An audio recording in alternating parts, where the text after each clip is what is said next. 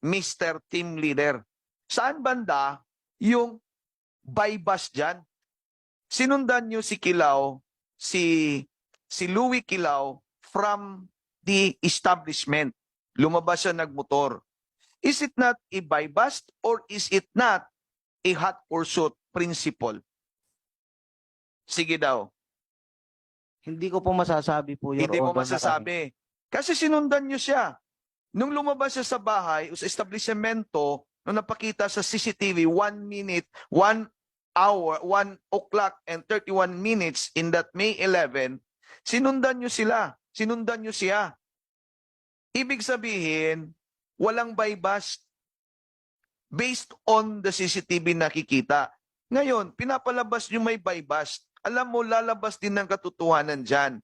Mr. Team Officer, makinig ka.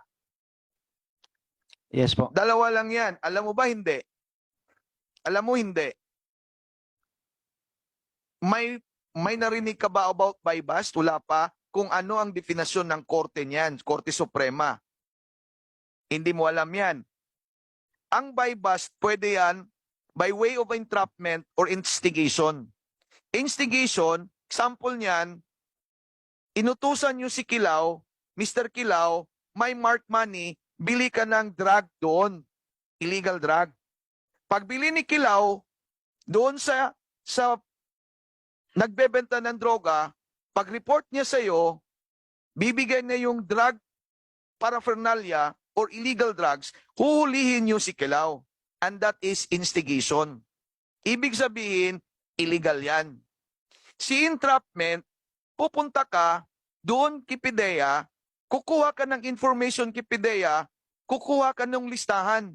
And then, hahanap ka ng confidential informant, sabihan mo, bibili tayo ng droga.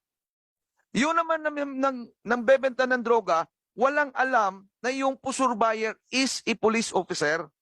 Walang alam yan.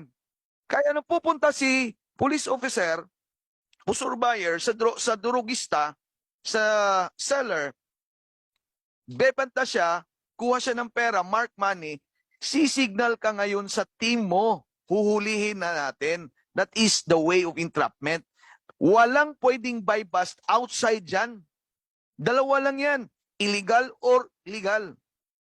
So kung dalawang bypass, dalawang klase sa bypass, isa lang ang legitimate dyan, si entrapment.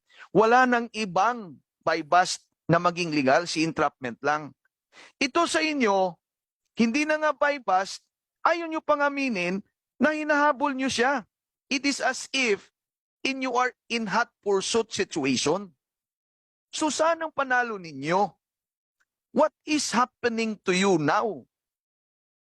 Ngayon, pag may kaso kayo, you will be discharged based on grave misconduct. Kami naman dito, lalo na ako, I will be watching your case. Sigurado ako, there will be cases filed against you before the IAS and before the regular courts.